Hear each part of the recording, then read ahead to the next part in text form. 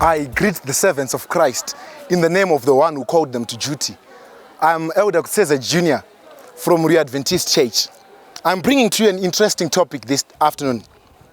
The title is going to be Living and Leaving a Legacy. I think if you get your English, living and leaving is a pair of two homonyms. The first living is in present tense. Living as in L-I-V-I-N-G. Living like the current life that you're living in. The second living, it's L-E-A-V-I-N-G, which talks about that period when you'll be gone. What is the legacy? Let's get to the legacy. A legacy is some sort of a landmark or some good tracts that you leave behind for those who will be coming after you when you leave. So I'm talking about leaving a legacy in the Christian concept. Let's get to Mark chapter 12.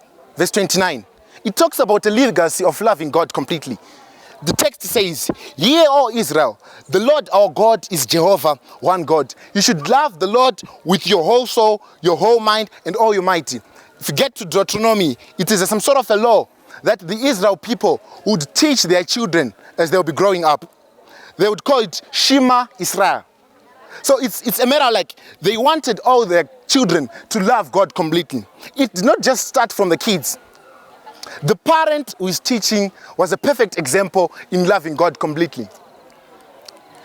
As a parent or as a person, just bear in mind that somebody somewhere is coming after you.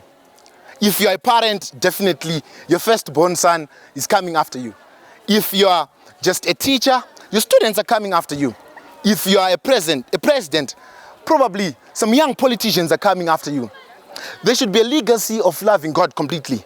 That is to say, if you're living, you have to love God completely.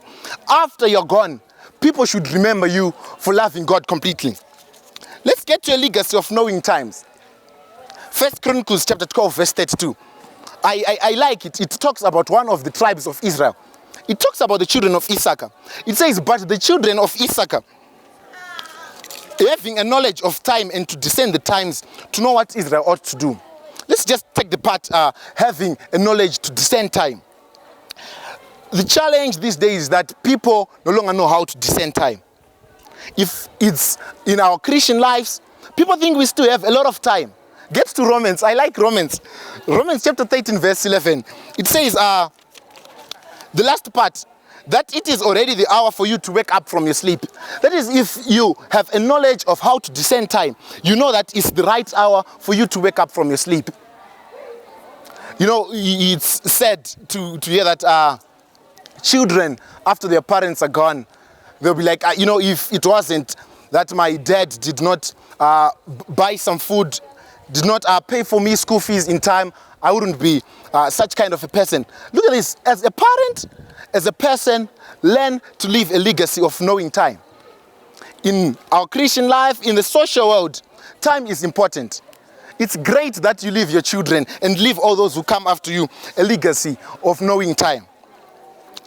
After all, let's get to Psalms chapter 51:10. It says, "Create in me a pure heart, O God, and put within me a new spirit and a steadfast one." Get these people. There is a need to give God the chance to give you a new heart. So if you have been lacking in leaving a legacy for your kids, it's the right time. I think Romans 13 said, it's the right time for you to wake up from your sleep. Wake up. Ask God, He will lead you into doing it.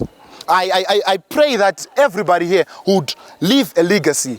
Our lives are such a legacy that when we go, everybody who comes after us will be pointing, if it wasn't for this, in such a time, we lived with this kind of a person. You should live and leave a legacy. May God bless you as you start the journey now. Thank you very much.